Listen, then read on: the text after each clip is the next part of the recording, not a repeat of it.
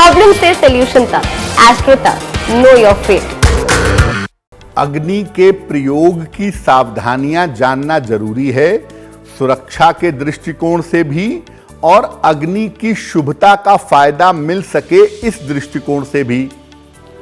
अग्नि का अपमान मत करिए। अगर आग जल रही है तो उसमें उल्टी सीधी चीजें मत डालिए। टायर डालना, रबड़ डालना, अग्नि में कूड़ा डालना, ये सब उचित नहीं है, ऐसा मत करिए। अग्नि को पैरों से मत बुझाइए, जल या वायु का प्रयोग करिए। पानी में डाल करके बुझाइए, पैरों से रगड़ करके या पैरों से मार करके अग्नि को मत बुझाइए, उचित नहीं है। अगर अक्षय अग्नि का प्रयोग करते हैं, क्योंकि बहुत सारे घरों में मंदिर भी होते हैं या बहुत सारे लोग मंदिरों में रहते हैं और वहां पर लगातार एक दीपक जलता रहता है निरंतर, या कोई ज्योति होती है जो लगातार जलती रहती है सालों साल से, तो अगर अक्षय अग्नि का प्रयोग करते हैं तो घर में पवित्रता बनाए रखना आपके लिए जरूरी होगा। अपने बेडरूम में अग्नि के प्रयोग से जहां तक हो सके आपको बचना चाहिए। बेडरूम में अग्नि का प्रयोग मत करें। सर्दियों में बहुत सारे लोग अपने बेडरूम में भी लकड़ियां वगैरह जला लेते हैं, हीटर वगैरह रखते हैं। इसमें बहुत सावधानी रखिए और बेहतर होगा कि बेडरूम में अग्नि का प्रयोग ना करें। देखिए, अग्नि जो है वो आपके शरीर में भी पाई जाती है।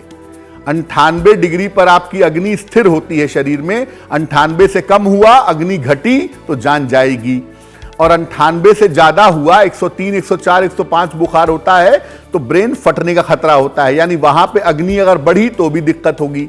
शरीर में भी आपके अग्नि बैलेंस होती है, फायर आपके शरीर में भी रहता है। कम हुआ तो मुश्किल, ज्यादा हुआ तो मुश्किल। शरीर भी एक निश्चित अनुक्रम में, एक निश्चित लेवल पर फायर को धारण करता है। इसलिए आपके शरीर में भी अग्नि की एक संतुलित मात्रा पाई जाती है, और जब आप बाहर की अग्नि के संपर्क में आते हैं तो यह अग्नि और तीव्र हो जाती है। इसीलिए जब आप किसी भी तरीके से आप फायर के कांटेक्ट में आ रहे हैं, आपको सावधानी बरतने की जरूरत है ताकि आपके शरीर की अग्नि पर इसका खराब असर न पड़े। इस एड को स्किप करना तो बहुत मुश्किल है, पर लाइफ की प्रॉब्लम्स का सॉल्यूशन ढूंढना आसान। प्रॉब्लम से सॉल्यूशन तक, एस्ट्रो तक, नो योर फेट।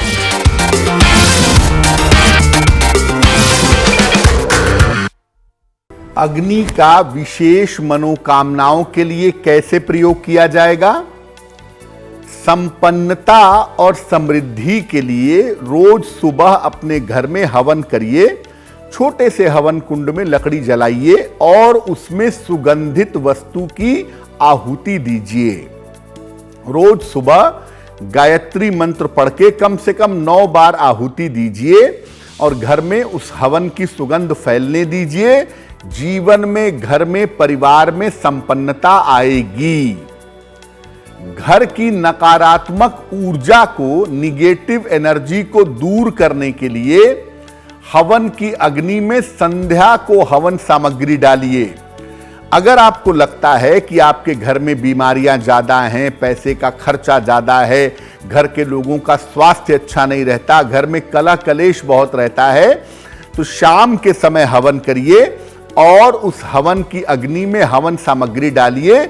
उस समय भी गायत्री मंत्र ही बोल करके हवन करिएगा, अच्छा होगा। शाम के समय में पूजा स्थान में आप दीपक जलाते हैं। घर में सामान्यतः एक मुखी दीपक जलाना चाहिए।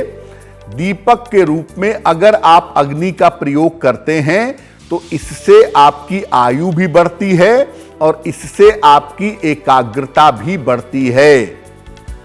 तुलसी के पौधे के नीचे दीपक के रूप में अगर आप अग्नि का प्रयोग करते हैं तो इससे वैवाहिक जीवन की समस्याएं दूर होती हैं। आपके घर में जहां पर दर्पण लगा है, जहां पर मिरर लगा हुआ है, अगर आप दर्पण के सामने, मिरर के सामने दीपक जलाएं या कैंडल जलाएं दीपक जलाएं या मोमबत्ती जलाएं शीशे के सामने अपने घर में, तो आर्थिक संकट दूर होता है, फाइनेंशियल मुश्किलें दूर हो जाती हैं। याद रखिए, घर में दर्पण कभी भी अंधेरी जगह पे मत लगाइएगा।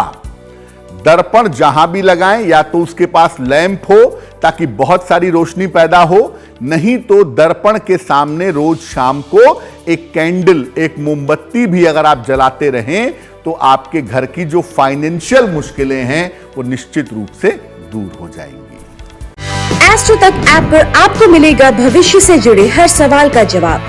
डाउनलोड कीजिए एस्ट्रो तक ऐप और चुटकी में जुड़िए इंडिया के बेस्ट एस्ट्रोलॉजर से।